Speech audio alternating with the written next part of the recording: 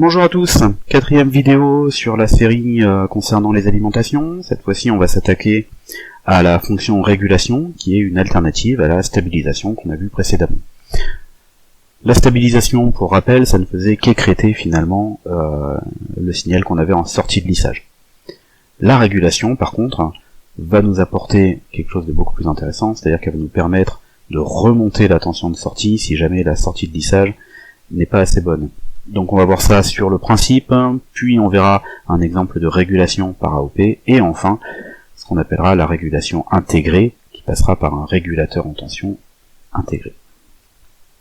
Allez, le principe, eh bien tout simplement, cette fois-ci on va avoir une tension de référence, on va prélever un échantillon de la tension de sortie, et tout ça, ça va venir être comparé au sein de ce qu'on appellera une commande, qui va venir libérer plus ou moins de tension à travers le ballast. Donc en fait, comme la commande va avoir sa propre alimentation, etc., on va pouvoir se permettre de remonter la tension de sortie si jamais notre échantillon était trop bas. Allez, c'est ce qu'on va voir par AOP un peu plus précisément.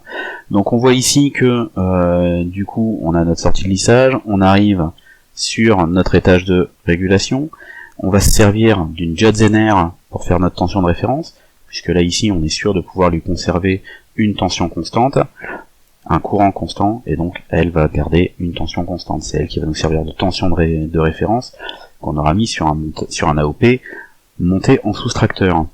En sortie ici, juste avant la charge, on vient mettre un pont diviseur de tension, duquel on va pouvoir venir prélever un échantillon de notre tension de sortie. Et cet échantillon, on va venir le comparer à la tension de référence, et donc, en fonction de ce qu'on a ici en sortie, on va venir commander un transistor de ballast qui va venir réguler la tension, le courant, qui circule en sortie. La résistance R, comme toujours, protège la Judgener, et l'AOP montée en soustracteur sert de commande au transistor ballast.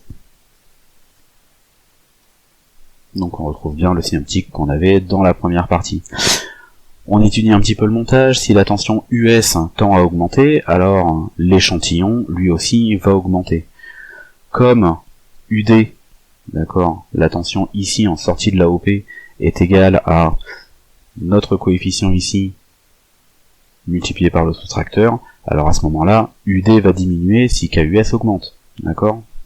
Donc si UD diminue, alors IB diminue, donc comme IB diminue, IC diminue, donc IS diminue, donc la tension US diminue. Donc si US augmente, US diminue. Et on va avoir inversement la même chose, ce qui nous amène à un US constant. La différence de tout à l'heure, avec la stabilisation, c'est que en stabilisation on ne faisait qu'écréter, alors que maintenant on va pouvoir remonter quand c'est trop bas. Ça c'était le montage par AOP, vous voyez ça reste très très simple finalement. Et quand on arrive à la régulation intégrée, alors là en fait c'est tout simplement un composant qui intègre tout ça. Ce composant ça s'appelle un régulateur de tension.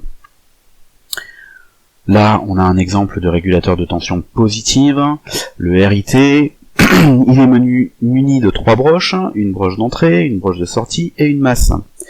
Dans sa plage de régulation, il se comporte comme un générateur de tension parfait, c'est-à-dire que la tension de sortie est égale à la différence de potentiel entre la sortie et la masse, et cette tension est constante. Il existe des régulateurs positifs, les séries 78X, négatifs 79X, et même des réglables que nous n'utiliserons pas spécialement. Au niveau du câblage, on s'aperçoit que c'est relativement simple, on retrouve un petit peu le principe de tout à l'heure, on a donc notre tension lissée, qui rentre en entrée dans notre régulateur, et on a la tension de sortie qui repasse. La masse est commune, et donc on va avoir en entrée c'est UEM, en sortie USM.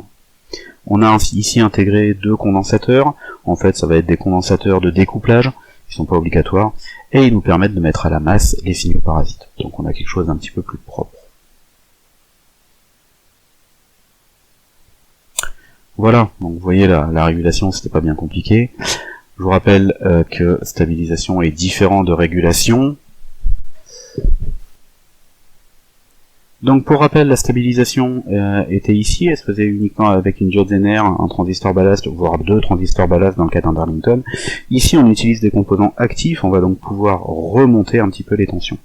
On a donc soit des montages par OP, soit des montages par RIT. Ça reste relativement simple encore. Donc pour la prochaine vidéo, on fera surtout un petit focus sur les alimentations particulières, ce sera à titre d'information, et on en profitera pour faire un récapitulatif sur les alimentations classiques. Je vous souhaite de bonnes révisions, et vous dis à la prochaine.